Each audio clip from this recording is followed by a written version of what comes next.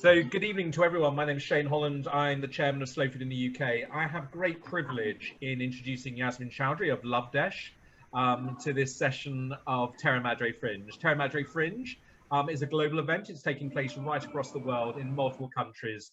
And this particular session is speaking about Bangladeshi heritage and cuisine. And we're going to hand over very shortly to Yasmin. The original session was looking at having an outdoor wood fire curry. Unfortunately, due to the rain, we've had to bring that inside. But Yasmin's going to talk to us a little bit about that. Yasmin, maybe you can tell us a little bit about yourself and what you're going to be doing with us today. Thank you so much, Shane. So for everyone who's joining us from all around the world, I am Yasmin Choudhury, and I want to say a big thank you to, Slow Food and Shane, because without their help, we would not be here from my house in London, live streaming and bringing you, I hope, a bit of Bangladesh. So I hope you're all grabbing a drink or wherever it is. But firstly, I'm the founder of Lovedesh. My daughter, Amber, who's been by my side since the age of 8, traveling to Bangladesh, is not here because she's at university, but so it's just a lone solo effort. So I'm Yasmin, and Lovedesh is really on a mission to protect our planet. Lovedesh is a bit unusual because people think we're fashion, we're like travel. What are you, Yasmin? And I say, well, actually, we're just on a mission to protect our planet.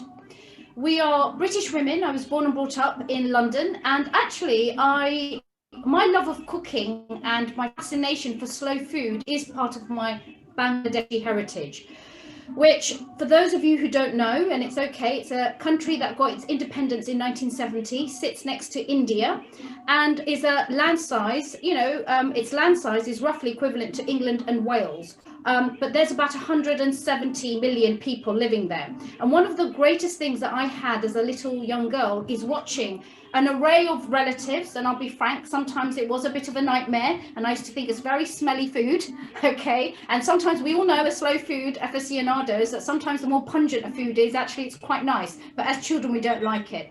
So I grew up above a curry house. My parents were immigrants, mainly from rural village, and today I want to bring you some of the recipes, because when I founded Lovedesh and I took my daughter out, we had one question: what can we do to change the fortunes and actually help protect our planet, but also smash some of the poverty, boost incomes? But here's something important I'm going to take you through. How do we smash the stigma of countries like Bangladesh, who people seem to think is only good for maybe tragedy and trauma and always bad horror news? Well, I'm grateful to acknowledge that I spent, since 2008, so that's nigh on what, 12 years? Yeah. Researching.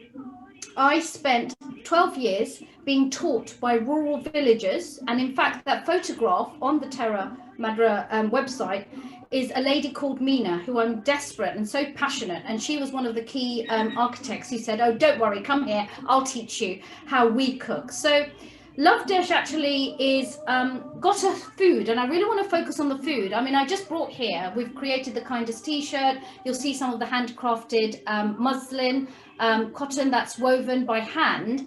But really, Lovedesh is on a mission to protect our planet, and I'll tell you how that comes, because we champion, just like slow food, slow recipes, slow production methods, and championing the rural artisan cooking, which we are very worried about is in danger of being lost to the world. So today I want to kick off and start telling you a bit about what I was taught by rural villagers in Bangladesh. Firstly, yes, they are very, very poor. You have to imagine a feudal system, and much of the land is owned by a few. So often what that then means is a lot of them are left either working the paddy fields. And as we know, there's a huge farming element in Bangladesh. However, what's left is obviously the aspect of slow food that I love is the fact that when actually they tell me, because they're poor, they buy food on a daily basis. It's very rare to buy food all in one go and stock it because they don't have refrigeration. So what I was taught was very classical, slow recipes. And I thought I'd introduce and start kicking off with some of the things you might find in a Bangladeshi rural village woman's larder. It is mainly women because the men are out working. And what I'm going to do is kick off straight away with saying what is number one in a rural villager's kitchen. And often it is mud huts, yeah, and they actually fashion their stoves made of clay, on which they are cooking with wood, and then here's the pots that they use.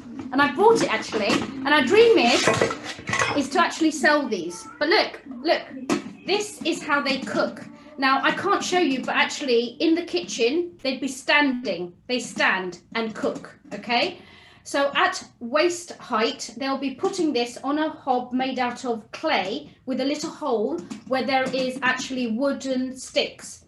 And then this is what I grew up. Whenever I was taken to Bangladesh, I'd be watching my aunts or people, especially those who are cooking, using this, which they call a bera, okay? So this is fashioned, and basically it grabs the neck, and what they're doing is often handling their children, get away, but also cooking on these pots. So they would definitely have that. This one would be always to the right, okay, to quickly, because they have only 2 stations. And the other part you'll find in a Bangladeshi rural villager's kitchen is this. So this is what you would call a pestle and mortar, but this is what is very common across Southeast Asia, all right? Hundreds of years ago, they would actually bring the spices, and what I'm going to demonstrate very quickly, I'm not going to do it all, but it's very hard work. Every day, when they get up, they've done their prayers, it would be, let's get the spices crushed. So today, I'm just going to show you, and I'll try and bring the camera closer, but I don't know if you can see, but this is just cumin, all right? Dried cumin. And I haven't bought all of it today, but look, here's what we're going to do, and I hope Shane will tell me if you can see it or not, all right? But you see this pestle and mortar, it's just a slab. And what's fascinating is this is how Lovedesh is expecting to boost their income. Our dream is to start bringing these from Bangladesh because these are cut out. But what's interesting is you can't crush the spices straight away. There is something, because this stays in the family forever. So a woman will always have the same slab. Often when she's married, they'll give her that. I know that's sexist, but let's stick with what their tradition is. And part of it is when they're actually getting a new slab, I didn't know this, I went to buy one and they were all laughing at me and said, what are you doing, Yasmin? You can't start crushing spices. I said, why ever not? Because when you buy it new, the women then have to actually use leaves to just prepare the slab before you crush the spices to get rid of all the loose dust and little small bits of rock. So that in itself is a huge preparation. And what Lovedesh is thinking is we plan to import these, sell this, because so many women could be paid jobs, okay, to actually just finish by hand polishing this so it's ready to crush the spices. But anyway, imagine that all the leaves have been crushed and now I was handing this and I was told you can have it now, Yasmin. So I brought it to London with me. The cumin goes in, and what you'll find, this is a small petite version. The ones that I've seen, they do it sitting on the floor. It's very big, very heavy, and they'll often sprinkle it, okay, with water, all right? And then you bring this up, and all they're doing, and they'll be sitting crouched on the floor. Often there's no stools, nothing, on their hunches, and they're just, sorry, my table's moving, but this would be fixed on the floor and it doesn't move, and you're doing this, okay?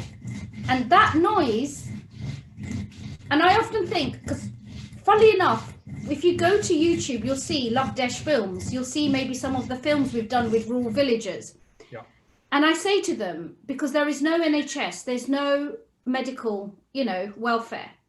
And what they often tell me, and I realize this now, why I'm so passionate about slow food, is all the senses. As soon as, look, I'm already crushing it. That aroma, sense of smell is so important to mental health. And I think that what often when I go there and I see that they're struggling with hardship, poverty, they'll always smile and they'll say, well, we always have fresh food, okay?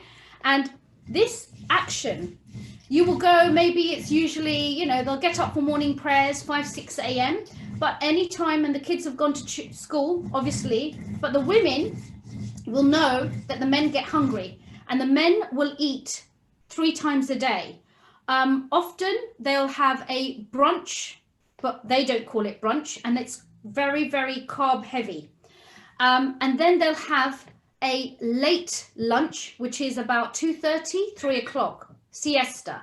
And then there'll be the night time. And often it's all geared in Bangladesh around prayer times, okay? And why the woman gets up in the morning and she does the spices is because to provide her family with freshly cooked, because the man will return from work and then often he will pick up fish or whatever's needed at the local bazaars. And then, of course, the women start cooking and often they'll end up eating about 9 o'clock, all right? But the spices that I was going to show you is what's lovely when I would go to the villages and you walk through and you'll hear this sound all through the villages of the women, and they'll come out and often, you know, as a little girl, I thought sometimes was their blood, and they're like, no, it's chili paste, okay? Because here's what they're crushing every day. And I wanted to show this, but I'm not going to go through the whole thing because actually we're going to make a recipe today, a classic rural village recipe, which we call Aloo Bharta. Basically, it's spicy potato mash, all right? But when they've smashed the spices, what they will often do, and you can't see it, but I wanted to show you, so we'll just put this to one side. This is from Bangladesh, okay? And I used to see these, and the sad thing is these are also dying out because everyone's buying plastic, and we want to stop that.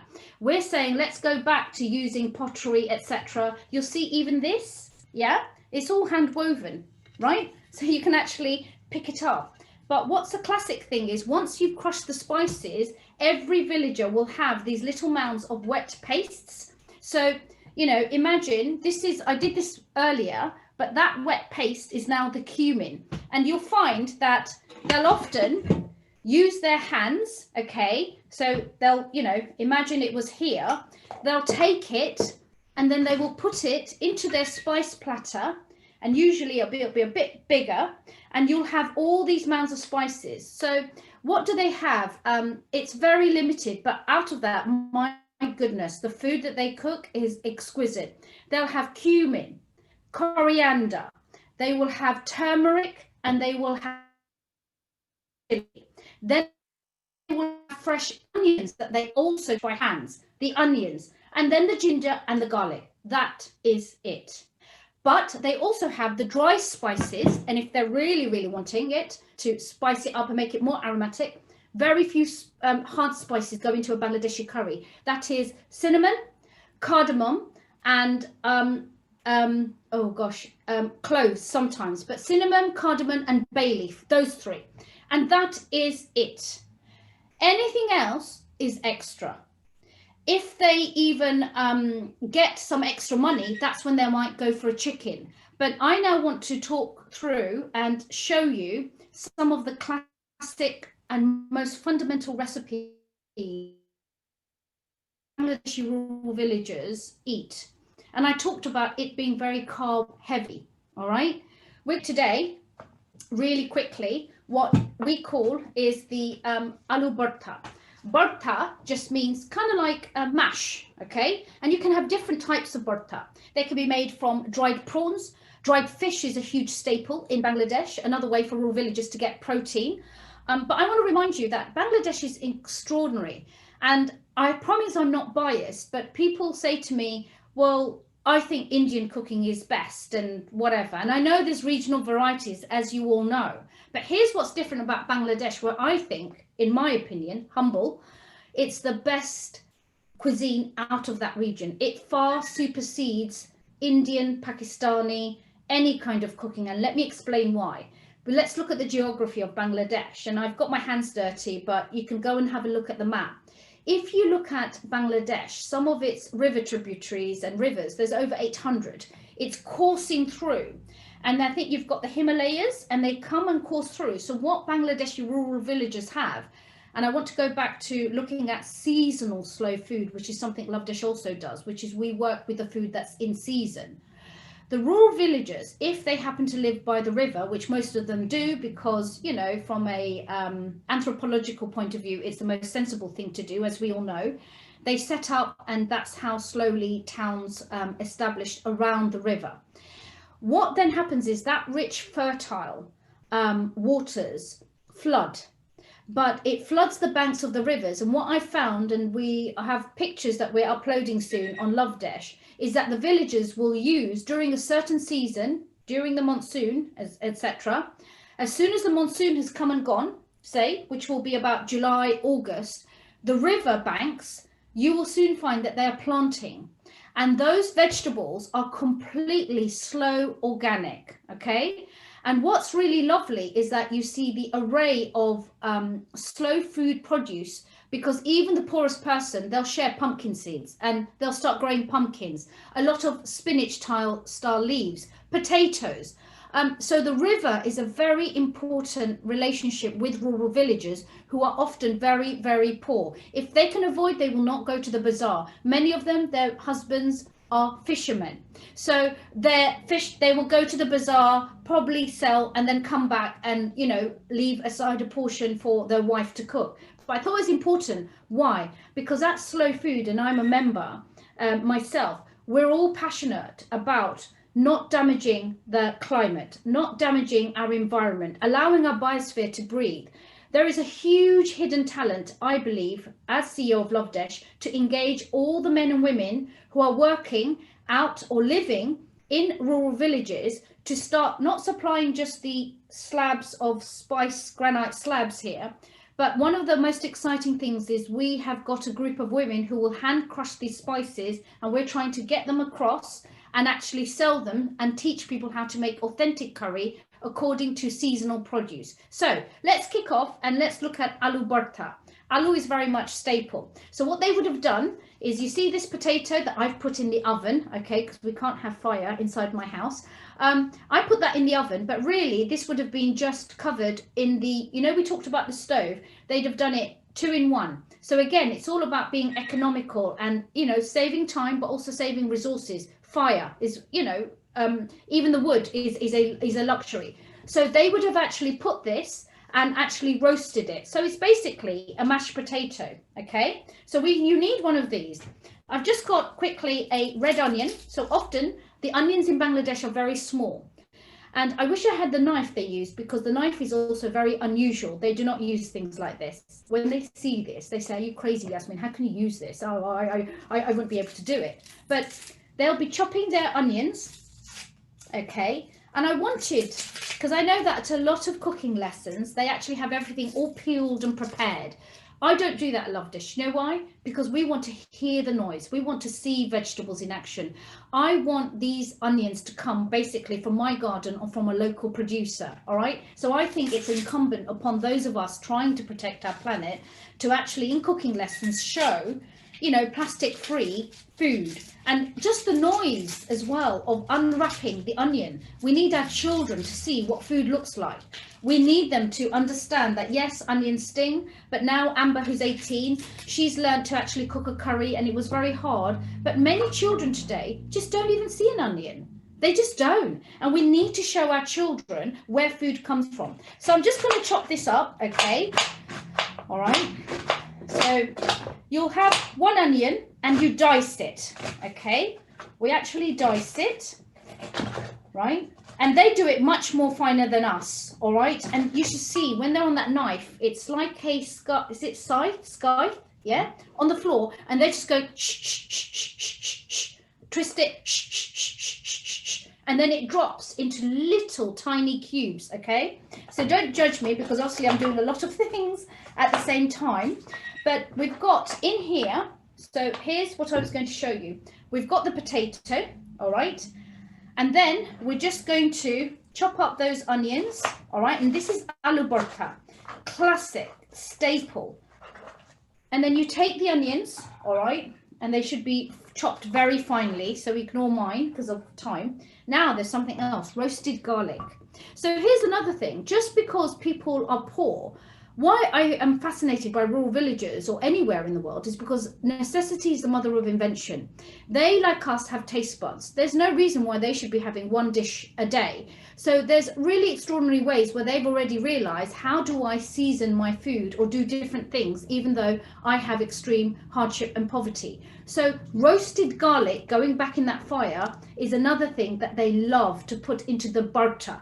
because when you do that, the whole taste and smell is completely different. So they would actually just put some roasted garlic in all of that, and it's delicious. Okay, so look, it's quite can you see that? Yep. But we all love roasted, and I've noticed that it's been creeping up. And you know, even when I go to my local butchers, there's a brand, I don't know if you know the name, there's black garlic, there's roasted garlic, but there's pre-roasted garlic coming out, because roasted garlic can make a huge difference to the taste of the food. And then of course what we have, and this is where it gets quite interesting, and I'm not sure if I should do this, but here's something else, and I wanted to show you again. Chilies. So they'll be having chilies and then they dry them. All right, they'll be drying them. Well, here's something interesting, and I don't know if we, you know, please don't do this at home. This is just me. Okay, right. So while this is in my house in London, they would actually take this chili and quickly do this to it. You have to be very careful and step away from it, but they are smoking the chili. All right, and by smoking the chili, all right, I'm not going to do all of it because I got to be health and safety, but can you see there? And often, right, that smell, you have to be, please don't, that's me doing it, but it can be very dangerous, but the smell is so aromatic. So they take that, they'll roast it, and then they'll just drop it in, and everything is being done by hand. Then, of course, we have the fresh green chilies, okay? So I'm just going to chop that up, all right? So all of this would be done. You're seeing me doing it, what, in 10 minutes? They can do things like this in 5 minutes flat, because they're doing it day in, day out. Many of them have been sadly married at a very young age, okay? Let's remember why another passion I have for boosting the incomes is to prevent forced marriages, because marriage, to be fair, is a form of, sustainable livelihood. And I used to judge a lot, but now they come to me and saying, but what else am I supposed to do? And it's true, because I'm not going to be paying for her daughter's upkeep. Someone comes along and in a way takes the daughters off their hands. And Bangladesh government has done a lot of work to reduce all of that happening. But, you know, in a village, there's still very young women being married off. And one of the key things they learn is, rather than going to school, is also cooking, because the duty is on the woman to look after her husband and her husband's family, because the husband goes to work. So it's very feudal. And until we, social impact leaders like myself and others, find a solution, I decided it's not my place to judge anyone. It is terrible, but these are also parents who've come to me and said, Yasmin, I don't know what to do. I don't want to let my daughter go, but who's going to feed her? What am I going to do? At least this way I know she's going to actually be looked after. And let's be frank, a rural village, let's look at it. The young woman there, is she going to get a job at a bank? No, she hasn't got any literacy skills. So what jobs can we give them so they don't have to endure that pain of having marriage at a young age? Let's use the land, the produce around them to give them income. Anyway, so I've dropped in, okay, the chilies, I've dropped in, okay, the dried chili, and then the final, there's one or two more things left, okay, is fresh coriander. All right, so fresh coriander is going in, okay, and all of this is given and put onto, I've only done a flat plate so you can all see it, but usually it'd be a ceramic. And then you've got the potato, okay? And I've seen them, they crush it with their hands. And I have to be careful myself. So those of you who are contemplating, thinking, oh, I'm going to burn a chili like Yasmin, please get in touch with me and let me know, let me and Shane know, but please don't sue us, because I did not recommend this. I'm just telling you what Bangladeshis do. So we've done that, okay? So mixing with a hand, but here's the other two ingredients. Can you guess what is missing, or what is it that might be a very staple ingredient for rural villages in Bangladesh and right across Southeast Asia? And this is one that is interesting debate. I don't know if anyone's filing in, but whoever might come up with the correct answer, I think they might deserve a prize or something from Lovedesh. But I'm just going to give it a couple of more seconds. What do you think might be missing from this spicy mash that is made by rural villagers? Okay, there is a key ingredient that's needed to bind it all together, which is often can be grown in Bangladesh, you know, rural areas, which is much of the staple of their cooking. So I will put you out of your misery and announce to you, it's mustard oil. Now, this is very important, and why I actually show this brand, because Lovedesh has been researching the food for over 10 years. Often we couldn't make recipes because under EU regulations, pure mustard oil is not allowed and deemed edible. But mustard oil is very important to rural villagers because it doubles up 2 in 1. They'll put it on their children, okay, after a bath, and it can be very smelly, all right? And I remember going to Bangladesh and my auntie's grabbing me and saying, oh, you've just come out of the bath, come here, and slathering me and me feeling sick. But mustard oil is what is predominantly used in cooking that is not on the wood fire. So anything that is cold or fresh, they actually add in these butters a bit of oil. And I was really pleased, and I do have to give a shout out at the moment to KTC, because I couldn't use mustard oil, and by not having the mustard oil, the whole dish flavor changes. So look, here we are mixing it all up, all right? And here's the other thing, like, I love going to my luxury restaurants. I love going and eating with my knife and fork, okay? But there's something else. When you are cooking like this, all right, and you're touching and feeling food, the smell, the taste, the flavors, you're unwrapping, all of that, I believe, is part of the sensory experience of slow food. Everything to some extent now is we have machines and gadgets, yeah? But I choose to do things the slow way, and why Lovedesh is really, really pleased, because we have something called Dawat. And once I have my wood-fired cooking station, COVID permitting, we're going to start doing lessons and, you know, bringing on some of these rural village women who we hope to pay, who will actually help guide foreigners around the world to adopt their cooking practices. And of course, the final embellishment, and I've got Maldon salt here, okay, if I can open it, is just a sprinkling of salt, all right? And that's it. And what you have now, okay, is a very, very authentic, right, spicy tomato. And what they would then do is, this is quite a cheap dish for them. Often many of them will have 6, 7 children. Can you imagine feeding a large family? So this is actually one of the staples that I'm really delighted to share with you. But I'd love to get your feedback. But while this is also one of the staples, I actually, because I've only got 50 minutes, I wanted to show you some of the other recipes that Bangladeshi rural villagers would eat. And my love of that comes also from my father. My father was an immigrant. He came in the 1950s, one of, child of a widow. And that's the classic story, you know, there's not enough money. And thankfully, Britain, UK at the time, you know, he managed to get somehow across to London, and he started his life and he became a curry house owner. My disappointment is this. What people don't understand is a lot of the curries you eat, whether it's in the supermarkets or in your local curry house, first of all, my advice to you is this: check the back of any curry sauce packet. I'm so dismayed that some of them have sugar in them. Why it's not talked about, I don't know. Second, it is not possible to bring Bangladesh cuisine, and why I said it's the best cuisine is because it is a land that is fertile and has fresh produce, seafood, chicken, beef. But Pakistan is quite landlocked.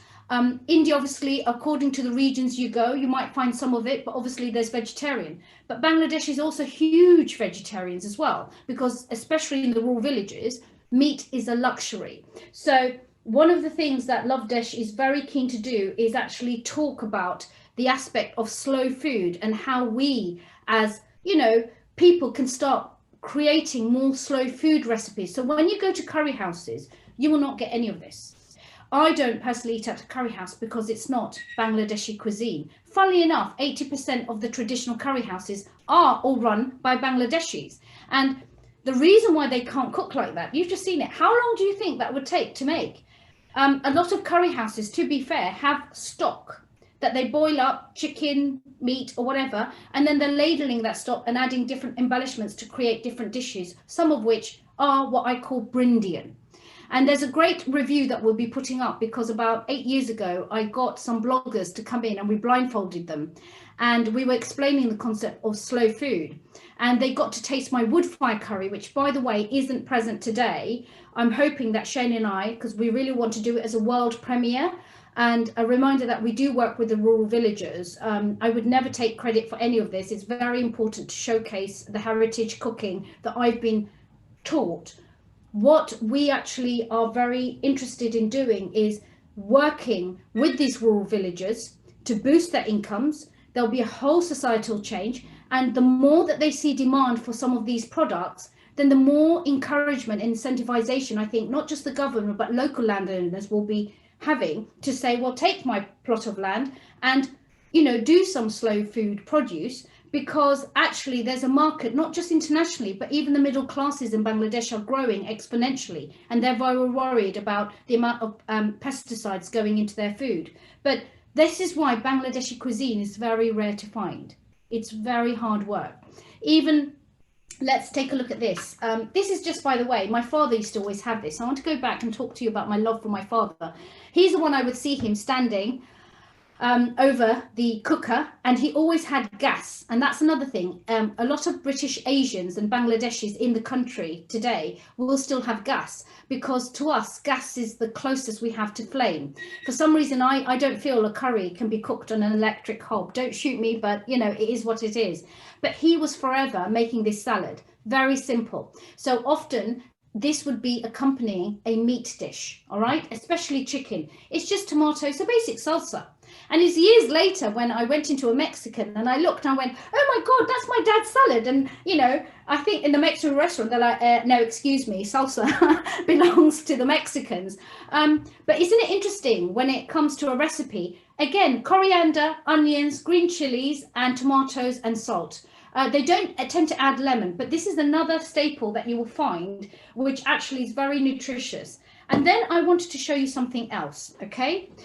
In Bangladesh, they often will only eat one item at a time, which is very different to the way some of the their fellow Indians, you know, from the Indian people in India eat. Because often you'll find there's a thali, yeah? And you have all of this. In Bangladeshi cuisine, no, you can't do that. And I've often asked them, why is that? And I think what it is they want people to savor that slow food and really appreciate all the flavors, because then they'll say, if we want you to have it all in one mouth or on the plate, we'd have given it to you like that. But when you go to the Bangladesh people's houses, here's something that's so generous and why we call it dawat. Dawat is called invite. Lovedesh is bringing the dawat across, and it is the most sensory slow food experience in my life.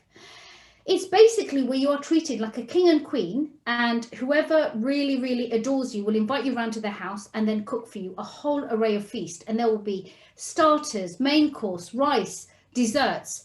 But a key thing that's not in Indian cooking, and Shane, show me how much time have I got, by the way? Another 10, 15 minutes. Okay. So I now want to talk about another staple in rural village cooking. So we talked about, in a way, this would be the starter, all right? Right? Often it's a vegetable dish as a starter. You may have in the middle either chicken, but that's very rare because that's quite expensive. So it tends to be a fish dish. So it might be, you know, spicy fish boona, right? But there's something else that comes like and I don't call it a dessert because it's not a dessert. It's really strange. And I've often wondered why, you know, British curry houses, or we haven't seen it, but hopefully Lovedesh will bring this. And whenever I cook it for my friends, they go mad. They go crazy for it. But it's to do with a wet fish sour soup. So those of you who love tom yum goong, for example, the Thai dish, I didn't realize, again, Bangladeshis have this. And it's only really specific sometimes to the region of Sylhet, which is northeast, all right? where a lot of those people who were born in the northeast region of Sylhet are also in the UK, who started to run the curry houses. Now, this dish is called, some people call it tok, tenga, Sylheti dialect. And by the way, I speak Bengali and I've learnt the dialect, because if I didn't, there's no way I could actually, you know, nobody really speaks English in Bangladesh, which is why it's closed off and might explain why it's not on the international cuisine circuit. This is also called tenga, tok, or khatta. Basically, it's a wet fish sour soup curry. Can you see that? Now, I cooked that last night. In there is one of the most exquisite fishes that you can ever taste. It's called hilsa. So, Shane, I don't know if you can type that in, and maybe people want to research that, but it's Hilsa. And I always do this fun experiment. It is very bony. Please be aware, do not eat it because it is very bony. However, it is the most exquisite fish. And recently I cooked on it for a friend of mine who is completely used to frozen food. And we're having a massive, amazing experience with this friend of mine, because I'm like, try an avocado, try linguine. So I took him probably on the first, and he's a very, very British, very proud white working class lad. All right. So we've actually fed him hilsa. And I'm always doing this with my friends. And he sat there patiently picking out all the bones. But he said, Yasmin, I have never, ever tasted fish like this. He has not even eaten fish, but it's a freshwater fish. Often that is the king of fishes in a dish like this. And what you see here, okay, I don't know if you can see, what I'm really proud is that I go back to Bangladesh, and my father left a huge legacy, philanthropic, to try and say to his children, do something for the people of Bangladesh. Well, what you see here is what every khatta will have a tangy element. There has to be a tangy fruit of some sort to give it. And that's where, again, a lot of rural villages, the children love it. For some reason, children in Asian countries, and you'll notice there's a lot of tamarind sweets. Children traditionally didn't have sweets in Bangladesh, right?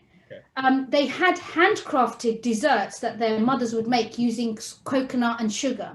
However, ice cream, lollies, that was all not available. So one of the ways round is tok, that dish I just showed you, is a huge favorite with children because it's tangy. And what I wanted to show you is this. I believe they're called jujuberries, all right, or Chinese berries. Well, I'm really proud to share that these are from the tree in my father's ancestral village. And often very small portions, I just freeze and packet it and bring it back, okay? But these are incredible. And the whole cooking process is something I also hope to share with Slow Food and show, because this curry, wet fish, I've never seen it anywhere in UK. You won't find it. There might be the odd restaurant. I don't know. If anyone knows of it, let me know. But this is so delicious and it's so nutritious. And there's something else I wanted to share with you. If you notice rural village cooking, there's not much oil, because oil is also a luxury. Yep. So what you will be, you know, and we're very passionate, and people say, well, Yasmin, why are you doing fashion? Why are you doing travel? Why don't you just stick to one? And I wanted to share this because actually there's a really beautiful relationship with all three. If we want to solve some of the biggest problems facing humanity and our planet. Lovedesh is very keen to combat not just climate change, domestic abuse. Domestic abuse is solved when there's money in the house to some extent, yeah? It also empowers women because by giving them and boosting their income, it avoids, you know, and trigger warning, just in case if there is anyone out there, but there is sexual harassment. There is, of course there is. Don't forget also a lot of rural villages right now are in servitude and they go as servants to middle class and rich people's houses. And my concern is nobody tracks how or what their well-being is, you know, in these households. And that's commonplace right across Asia, Middle East. So what we're saying is this: fashion we've got here, and you won't believe this, I know the artisans. It's taken me 12 years because I had to learn the language, and Lovedesh also goes out and we check on people's well-being. We do not believe in doing reports. We do not believe in, you know, the factories or the owners telling us, oh, everyone's really well, Yasmin. We're like, no, we don't do business with you. We want to get on a plane, immediately turn up and speak to anyone involved in your supply chain. So another thing is modern day slavery, which I know Slow Food is very passionate about, because at the end of the day, how our food is made, where it's made, who's involved, we're all invisible. We don't know. And I think that the more work that Lovedesh can do to support combating modern day slavery comes through working with artisans and bringing them in partnership. So they're not some invisible, you know, I hope you don't mind me saying this, like brown and black people in African or Asian nations who somehow involved in our supply chain. No. We at Lovedesh bring the people we work with alongside us as our food partners. And that's the distinctive shift that we're making to also combat racism in the supply chain. Because if it's good enough for us to have platform, it's good enough for them. And I'm really excited, Shame. I hope one day we can have the rural villagers, because they also have phones, and we've given some of them smartphones. And there's no reason why they can't be part of maybe a wood, you know, our Lovedesh artisan slow wood-fired curry demonstration. We done this in Lovedesh, and you've seen this, haven't you, Shane, where we patch in with someone and we translate, because they are desperate to engage with the world. So fashion, you've got the handcrafted textiles. This 6 yards here, this is, we're hoping to get onto the red carpets, because we are a luxury brand, and we say we're a luxury brand because we want to pay more than just living wage. Our dream is to pay every artisan we ever work with, wherever they are in the world, London living wage. Doesn't matter if there are artisans who are about to produce honey and we're planning to import it, to export it out in Rwanda. Doesn't matter that they're a weaver in Bangladesh. We don't see why can't they get paid London living wage. So of course, part of it is we created a t-shirt that we are hoping that we will promote over Christmas, because all of this obviously takes money. And the relationship between textiles, this was woven on a wooden frame. Now, I know we're talking about slow food today, but Lovedesh also showcases slow fashion. We don't want machines. All of this fabric and this outfit, we've got Suffolk silk here.